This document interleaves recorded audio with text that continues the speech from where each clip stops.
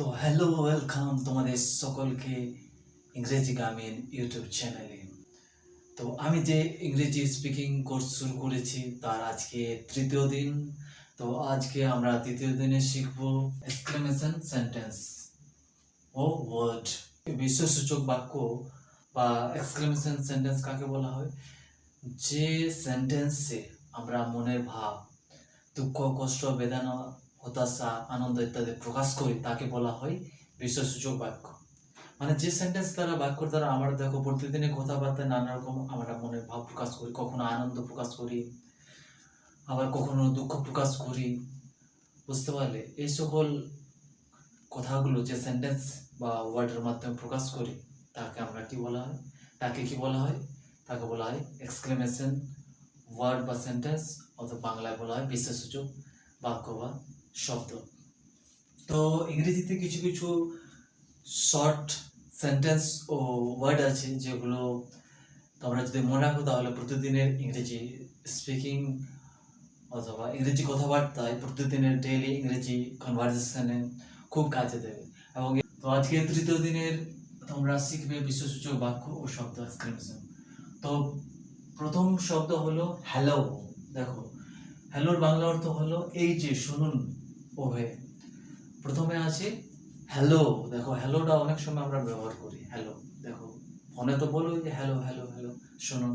তো এমনি তো বাইরে কনভারসেশন সময় হয়তো তুমি কাউকে এরকম বলতে পারো হ্যালো, এই যে শুনুন, এভাবে হ্যালো ওয়ার্ডটা ব্যবহার করে যেতে পারে।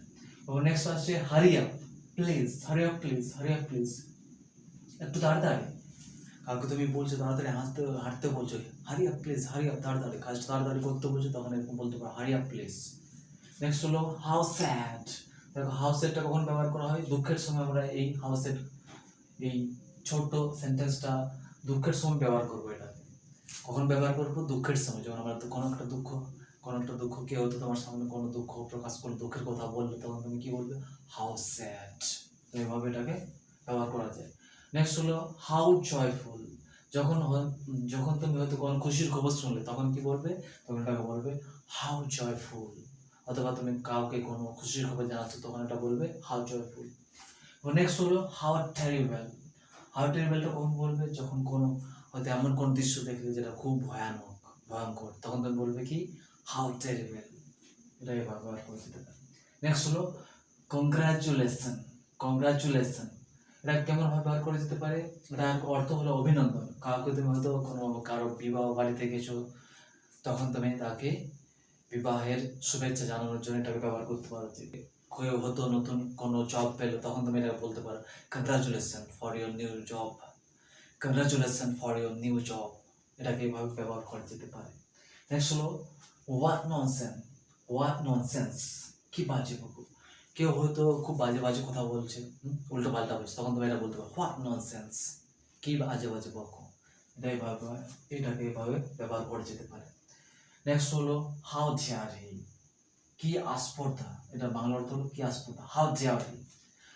তো কেউ যদি তোমার সামনে কেউ আস্পর্ধা দেখায়, একটু বেশি বাড়াবাড়ি করে, তখন তুমি এটা বলতে পারো যে হাউ ডেয়ার হি বা হাউ ডেয়ার হি। এভাবে এটাকে ইউজ করা যেতে পারে। নেক্সট হলো হাউ সুইট। কি মিষ্টি। হয়তো কোনো ছোট বাচ্চাকে দেখলে খুব মিষ্টি দেখতে, তখন তুমি এটা বলতে পারো হাউ সুইট। হাউ সুইট, এটা এভাবে। নেক্সট হলো হাউ লাভলি। কি সুন্দর। কোনোটা দৃশ্য বা কিছু একটা তুমি দেখলে তখন এটাকে এভাবে বলতে পারো। সৌন্দর্যের বর্ণনায় কোনো সৌন্দর্য, সেটা সৌন্দর্যের বর্ণনা তুমি এটাকে বলতে পারবে হাউ হাউ লাভলি। নেক্সট হলো হোয়াট অ্যান আইডিয়া। কি বুদ্ধি। কেউ তো কারো ভালো বুদ্ধি আছে, আইডিয়া, কোনো একটা কাজ তোমার জন্য কেউ করে দিল, বুদ্ধি খাটিয়ে কোন কাজটা করে দিল, তখন তুমি ওকে তার প্রশংসার জন্য এভাবে বলতে পারো what an idea. What an idea, sir G. Next হলো ওয়েল ডান, সাবাস। এটা বাংলা অর্থ হলো সাবাস, ওয়েল ডান। ওয়েল ডানটা কিভাবে ব্যবহার করে যেতে পারে? এটাকে ইউজ করে যেতে পারে। দেখো, প্রত্যেক কথা কিভাবে, কেউ তো কোনো ভালো কাজ করলো, কেউ হয়তো কাজটা করলো, খুব ভালো কাজ করলো, তখন তাকে প্রশংসা করে সাবাস দেওয়ার জন্য কি বলবে? Well done, you have done well, well done, well done. Next হলো বিউটিফুল, বাহ, সুন্দর। কোনো একটা সুন্দর কিছু দেখলে, কোনো সুন্দর জিনিস দেখলে, কোনো প্রাকৃতিক সুন্দর দৃশ্য দেখলে, কিছু একটা দেখলে, তখন কি বলবে? Beautiful, beautiful.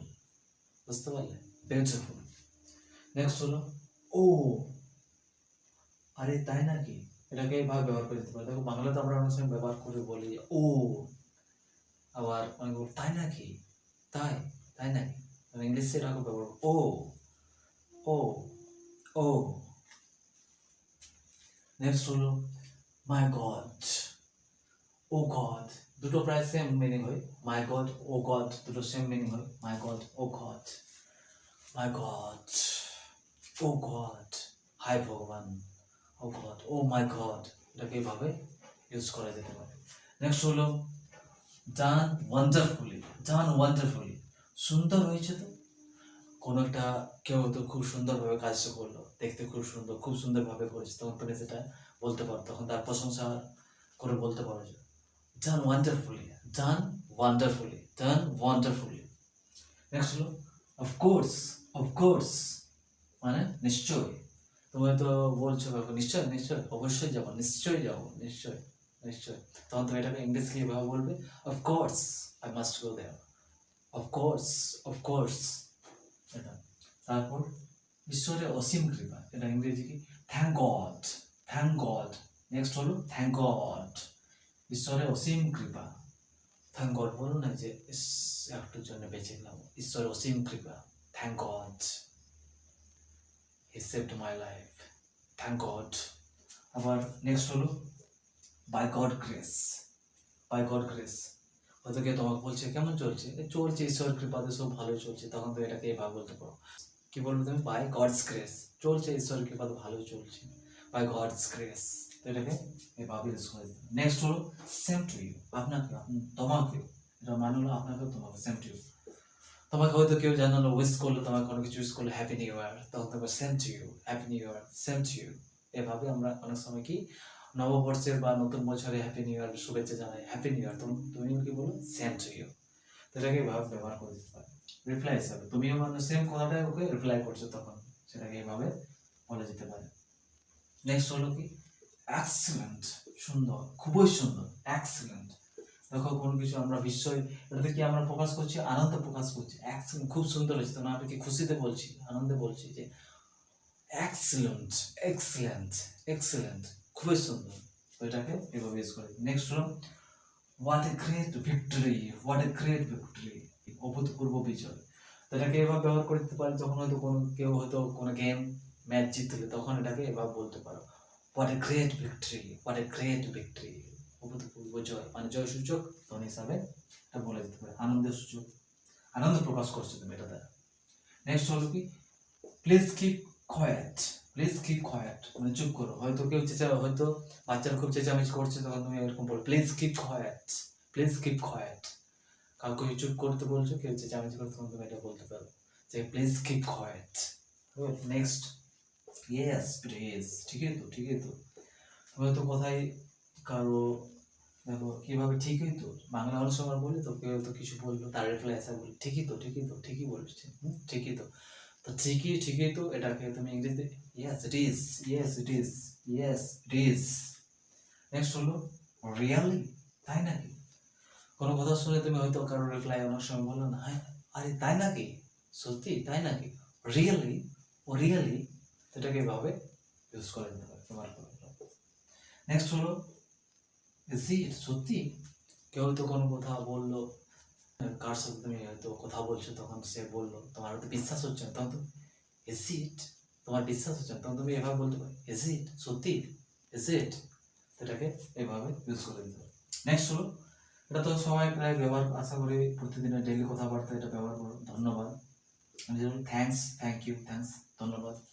বুঝতে পারলি, কাউকে ধন্যবাদ জানানোর জন্য, তোমার কেউ কোনো কাজ হয়তো তোমার কেউ করে দিল, তখন সেটা রিপ্লাই হিসাবে তুমি এটা কি অনেকে আমরা সবাই ব্যবহার করি, thank you, thanks, thank you, এটা খুব ইজি। নেক্সট হলো হুররা, হুররা, এটা হলো কি, হুররাটা হলো হচ্ছে এটা, হুররা হলো আনন্দ সূচক একটা জয়ধ্বনি। হয়তো কোনো গেম বা ম্যাচে জয়লাভ করার সময়, টিম জয়লাভ করার পরে কি হয়, প্লেয়াররা সবাই কি জয়সূচক ধ্বনি হিসাবে এই শব্দটি, এই ওয়ার্ডটি ব্যবহার করে। হুররা we have won the game, হুররা we have won the game, এটা এভাবে ইউজ করা হয়। তারপর নেক্সট লাস্ট হলো কি ওয়েলকাম, ওয়েলকাম, ওয়েলকাম, আসুন আসুন, স্বাগত। এটা কি ওয়েলকামটা স্বাগত জানানোর জন্য, কাউকে স্বাগত জানানোর জন্য এটা আমরা ব্যবহার করি। যে বিশেষ কোনো অতিথি বা কেউ এসেছে তোমাদের বাড়িতে, তো ওনাকে স্বাগত জানানোর জন্য ওয়েলকাম শব্দটা ব্যবহার করি, যে ওয়েলকাম, ওয়েলকাম, আসুন আসুন। বুঝতে পারলি?